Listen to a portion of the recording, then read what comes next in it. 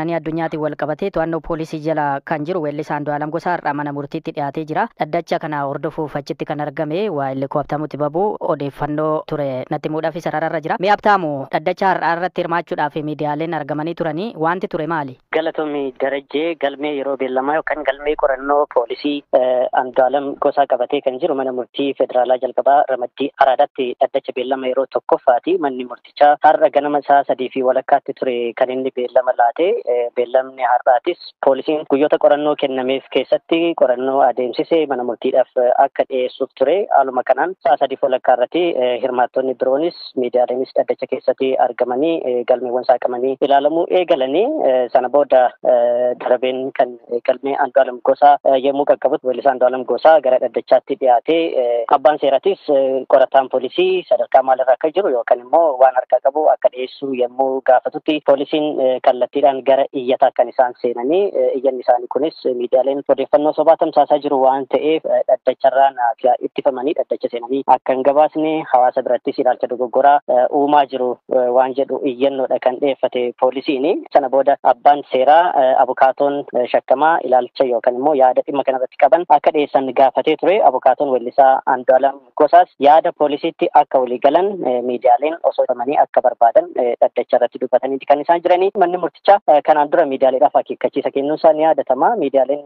bifa sirrii fi madaalawaa ta'een gabaasa akka dhiyeessan manni murtichaa kana dura ajaja dabarsee ture. Yaada gara lamaanii kan poolisii fi kan abukaatoo shakkamaa erga dhaggeeffate booda manni murtichaa odeeffannoowwan sobaa miidiyaaleedhaan qoodamaa jiran adeemsa qorannoo irratti akkasumas adeemsa dhaddachaa irratti dhiibbaa geessisuu danda'u waan ta'eef miidiyaaleedhaaf dhaddachi kana booda cufaa ta'e miidiyaaleen dhaddacha seenanii dhimma kana akka hin gabaasne ittiseera jechuudha. Battalumattis gabaasa BBC dabalate kan miidiyaalee biyya keessaa fi biyya alaa dhaddacha keessa turan ka'anii dhaddacha gadhiisanii akka bahan abbaan seeraa ajaja kennaniiru. Haaluma kanaan dhaddachi eegalame poolisiin gama qorannootiin sadarkaa maalirraa akka jiru gabaasa osoo hin dhiyeeffatiin dhaddacha keessaa bahuu dandeenyeerra jechuudha. Odeeffannoowwan dogoggoraa tamsa'aniiru jedhamanii akka fakkeenyaatti heeraman kan fa'i. Odeeffannoowwan lama dirreedhaan kan ka'anii gama poolisiitiin kan ka'e dhimma abukaatoon shakkamaa yaadannoon guyyuu miidhamtuu na harka jira jedhee gabaaseera isa jedhu jechuudha. Kanaan achitti immoo weellisaa Andu'aalam Gosaa mirga wabii eegamee fi bahee konsartii muuziqaa yaadheessu jechuudhaan abukaatoon yookaan immoo weellisichi mana murtiidhaaf iyyata galfataniiru kan jedhu odeeffannoowwan kana lamaan kan dhaddacha irratti kaa'u. Erga dhaddachi kun raawwatame illee alatti haalli ittiin namoota dubbisuu maatis ta'e abukaatoo ittiin argattee dubbiste yookaan beellamni itti aanu yoomitti akka qabame wanta ati hubattee jira? Carraa maatii miidhamtuu yookaan immoo abukaatoo wajjin wal arguu hin argina. Miidiyaaleen hundi dhorkamuun ammoo odeeffannoon adeemsa haqaa bal'inaan akka uummata bira hin geenye danqaa ta'uu malaa jedhan abbaan miidhamtuu obbo Addunyaa Waaqoo. Manni murtichaas beellama itti aanu akka lakkoofsa Itoophiyaa eebila 17tti beellamu BBC'tti himaniiru. Akka malee jallisanii gabaasanii kajeeluun kan achitti poolisiin dhaleeffate isaan irra dhaabbatanii cufanii. Silaa cufamuu qabu ture garuu cufe akka goota maal goota. Odeeffannoon silaa waan irra gaame uummataaf akka ifoomu hin danqu walumatti qabanii miidiyaalee hunda dhorkuu kan akkamitti ilaaltan isin? Ni danqa'ee yaadan akka goota garuu ka ta'uu qabu waan sirrii akka gabaasatti otoo foddichisa gochooti kallattii lamaan waan ta'eef lamaanuu waan walirra kaasanii cufanii deebisanii. Nama silaa miidiyaan jiraachuu qaba garuu miidiyaan jallisees gabaasuu qabu yaalummaa silaa bilisee gabaasuu qaba ture dhugaa baasuu keessatti gumaacha qaba bakka tokkoon immoo xiqqoo gadhiisii waan ta'eef akkuma arganitti gabaasuun ni jira. Beellama itti aanu yoomitti qaban? Kudha jimaata torbee boru. Poolisiin bu'aa qorannoo isaan dhiyeessine dhaddacha kanarratti? Kanaatti deemaa jira ganaa namni dhoofu jira waan foorensiikii ibsisuu barbaachisaa faana langaan fudhannee gara ganaa abbaa langaatti. Komishinichi ajandaa marii walitti qabu goolabuu beeksisuu isaa hordofuudhaan kana kan ifoomse. Komishinarri olaanaan komishiinaraa Profeesar Masfin Araa waa'ee hidhattoota kanaa fi አጀንዳ ያስገባው አንድ ታጣቂ ቡድን ነው። አጀንዳውም ደግሞ garee hidhattootaa keessaa tokkotu ajandaa isaanii galfate dhimma falmii hidhannootti isaan galche kara komishinii marichaatti fidanii waliigalteerra yoo ga'ame falmii hidhannoo meeshaa waraanaatiin gaggeeffamu hambisaa jedhanii abdachuudhaan ajandaa isaanii erganiiru. Garee tokkodha warri ajandaa isaanii ergani nutis isaan simanneerra. Eenyummaa garichaa garuu yeroon eeyyama isaanii argadhan hima. Warri ajandaa isaanii galfatan kun garuu faannoo akka hin taane himuu nan danda'a. Sababan akka maqaa isaanii himunaaf hin eeyyamneef maqaa isaanii ibsu. Otoon maqaa dha'ees waan dhiphatan natti hin fakkaatu garuu isaan yoo ibsan gama keenyaan rakkoo akka hin qabne itti meera. Nuti hanga danda'ametti iftoomina feena. Nuti ajandaa baay'ee qabannee dhufne. Qaamoleen hawaasaas ajandaa isaanii dhiyeessaa jiru. Qaamolee hundarraa ajandaa isaanii erga sassaabnee booda ifoomsina. Qaamni akkasii ajandaa akkasii dhiyeesse jennee garuu hin dubbannu. ከዚህ ቦታ እከሌ እንደዚህ አይነት አጀንዳ ሰጥተን እከሌት እንደዛ ሰጠችን ብለን ግን አንናገርም። Qaamoleen kaan mootummaatu rakkoo siyaasaa tasgabbeessuuf tarkaanfii kana fudhatee kanneen jedhan jiru. Isin maal jettu jedhamanii kan gaafatamaniif akkas jedhan. ይሄ በጣም የተሳሳተ ነው።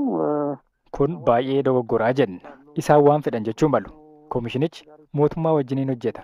Walaba miti fa'aa jedhu. Tasumaa waan akkasii anis akka dhuunfaatti hojjedhu. Warra ajandaa isaanii dhiyeessan eerarratti hundaa'uudhaan ajandaa isaanii dhiyeessaniiru. ከህገ መንግስት Anas Sheek Mohammad jedhamu waggoota 30 fi abukaatoo baqattootaa ta'uun bilisaan tajaajilaa turan. Lammiileen Itoophiyaa dhiibbaa siyaasanis ta'e rakkoo dinagdeen gara Yaman imalan irratti dhiittaa mirga namummaa hamaatu raawwatama.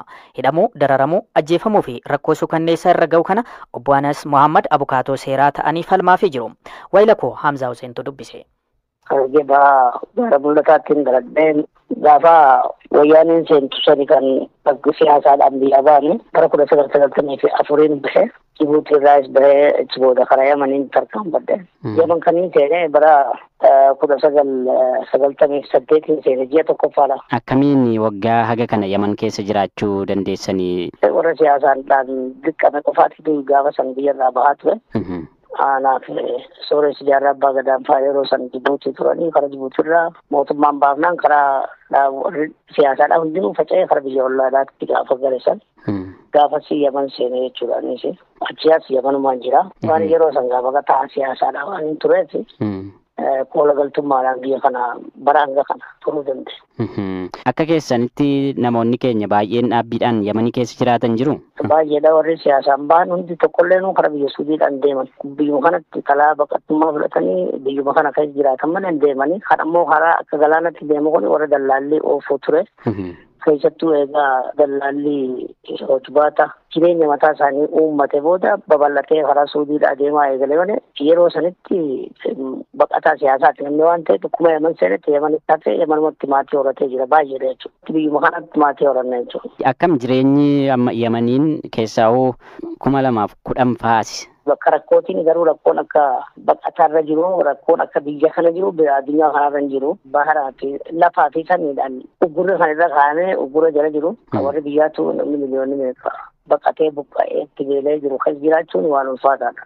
Akkuma rabbiitiin malee kanarra ulfaatu jiru rakkoo baqataan asii qabu namni qabaachuu danda'u tokkollee hin jiru. Biyya jireenyaaf baay'ee rakkisaa ta'an jalatti ramadamtee jirti amma Yamanii. Achumatti jiraachuuf murteessitaniitu moo akkam? Fakkeenyaaf akka mataa biyyatti kuma jijjiiramni biyya keenyaa dhufeen namni dhaqee galmaa irraa tokko ture. Dhaabbiin dippiloomaasii walitti citee qilleensi karaa hundaan hidhaa waan ta'eef kan biyyatti gallajuullee carraa dhabne.